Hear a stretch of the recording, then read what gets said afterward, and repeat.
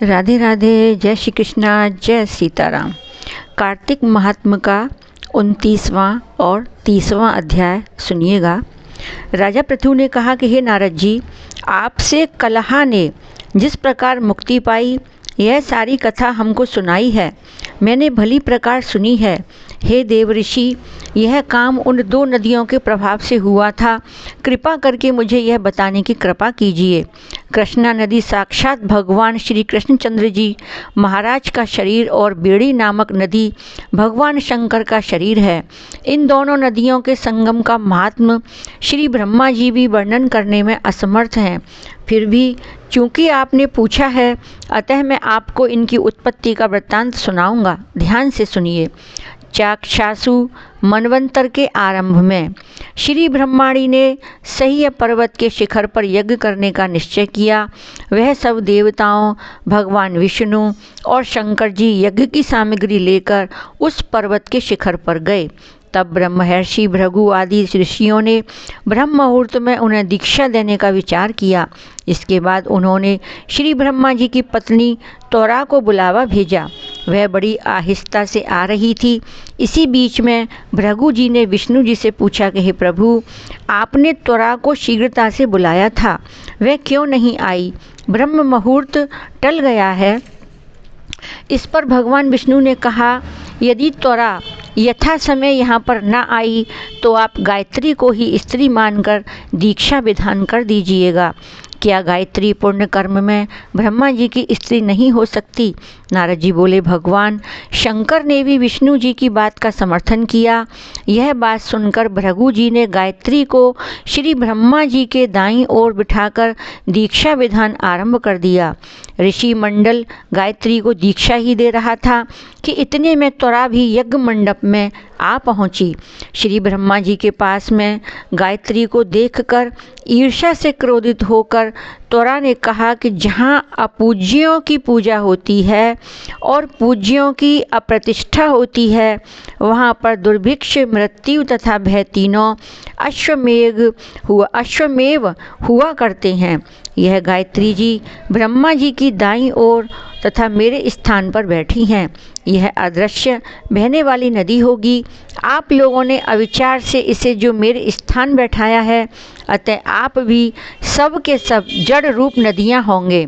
नारद जी ने राजा पृथु से कहा कि हे राजन, इस तरह त्वरा के शाप को सुनकर गायत्री मारे क्रोध के लाल बबूका होकर अपने होठ काटने लगी।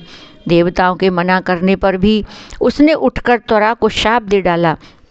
गायत्री ने कहा, ब्रह्मा जी जैसे तुम्हारे पति हैं वैसे ही मेरे भी पति हैं। तुमने व्यर्थ ही शाप दिया है, अतः तुम भी नदी हो जाओ। नारद जी ने कहा, तब तो देवताओं में भी खलबली सी मच गई। वह त्वरा को दंडवत करके कहने लगे कि हे देवी, तूने जो ब्रह्मा आदि सब देवताओं को शाप दिया है, इससे यदि हम सब जड़ रूप नदियाँ हो जाएंगे तो फिर निश्चय ही यह तीनों लोक न हो जाएंगे, क्योंकि यह शाप तुमने बिना विचार दिया, अतः तुम इसे वापस ले लो। त्वरा ने कहा कि हे देवतागण, आपने यज्ञ के आरंभ में गणेश पूजन नहीं किया है, इसलिए यह विघ्न उपस्थित हुआ है। मेरा यह शाप कभी खाली नहीं जा सकता, इसलिए आप सब अपने अंगों से जड़ीभूत होकर अश्वमेघ नदियाँ बनोगे। हम दोनों सौतें भी अपने अपने अंशों से पश्चिम से बहने वाली नदियाँ बनेंगी। नारद जी ने राजा पृथु से कहा कि त्वरा के यह वचन सुनकर सभी देवता विष्णु, शंकर आदि अपने अपने अंशों से नदियाँ बन गए। भगवान विष्णु के अंश से कृष्णा, भगवान शंकर के अंश से बेड़ी तथा श्री ब्रह्मा जी के अंश से ककुदमवती नाम वाली नदियाँ उत्पन्न हो गईं। सभी देवताओं ने अपने अंशों को जड़ बनाकर वहीं सिहा पर्वत पर फेंक दिया। उन लोगों के अंश अलग अलग नदियों के रूप में बहने लगे। देवताओं के अंशों से हजारों की संख्या में पश्चिम वाहिनी नदियाँ उत्पन्न हो गईं। गायत्री और त्वरा दोनों पश्चिम वाहिनी नदियाँ होकर एक साथ बहने लगीं। उन दोनों का नाम सावित्री पड़ा। श्री ब्रह्मा जी ने यज्ञ स्थल पर भगवान विष्णु और शंकर जी की स्थापना की। दोनों देवता महाबल तथा अतिबल के नाम से विख्यात हुए। राजन, कृष्णा और बेड़ी नदी की उत्पत्ति का यह वर्णन जो मनुष्य सुनेगा उसे दर्शन और स्नान का फल प्राप्त होगा। अब सुनते हैं 30वां अध्याय। भगवान कृष्ण ने कहा कि हे प्रिय, नारद जी के वचन सुनकर महाराज पृथु बड़े विस्मित हुए। अंत में उन्होंने नारद जी का पूजन करके उनको विदा किया। इसलिए माघ, कार्तिक और एकादशी यह 3 व्रत मुझे अत्यधिक प्रिय हैं। वनस्पतियों में तुलसी, महीनों में कार्तिक, तिथियों में एकादशी और क्षेत्रों में श्री कार्तिक मुझे बहुत प्रिय है। जो प्राणी जितेंद्रिय होकर इनका सेवन करता है वह यज्ञ करने वाले मनुष्य से भी अधिक प्रिय लगता है। जो प्राणी विधि से इनकी सेवा करते हैं उनके मेरे अनुग्रह से सब पाप दूर हो जाते हैं। भगवान कृष्ण के वचन सुनकर सत्यभामा ने कहा कि हे नाथ, आपने यह बात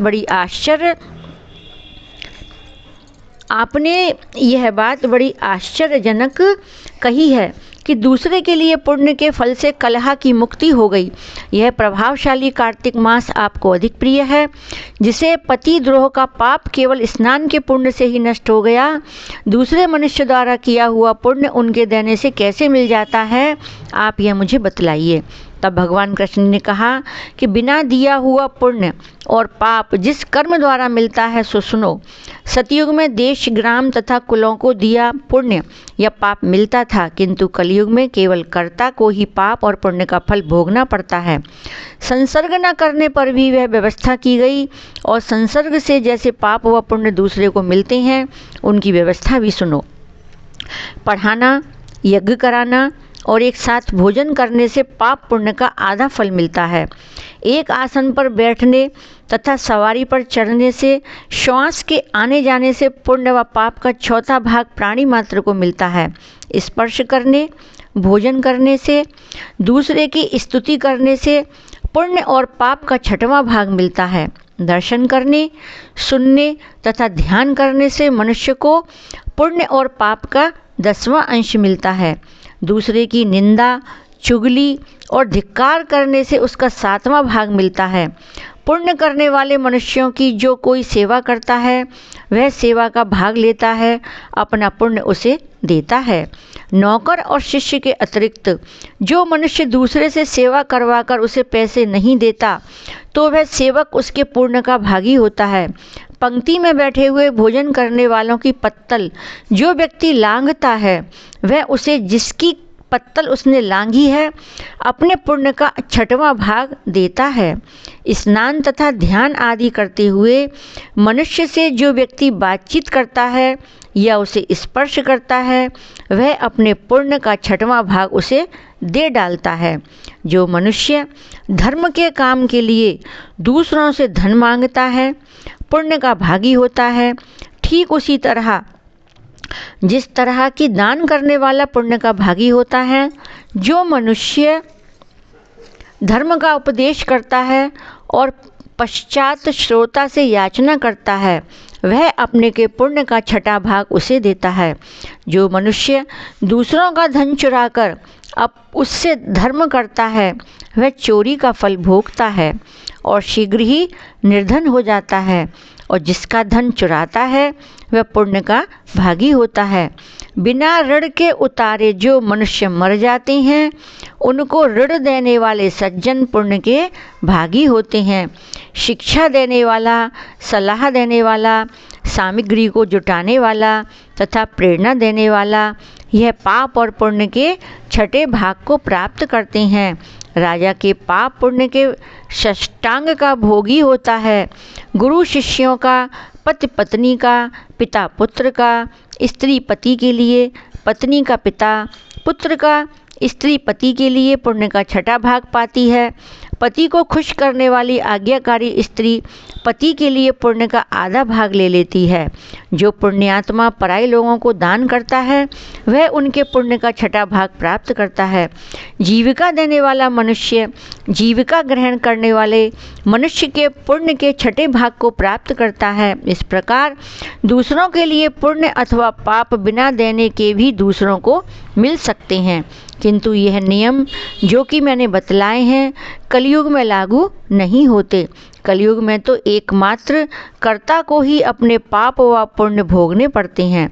इस संबंध में एक बड़ा पुराना इतिहास जो कि पवित्र भी है और बुद्धि का देने वाला भी है, वो हम आपको सुनाएंगे 31वें अध्याय में। राधे राधे।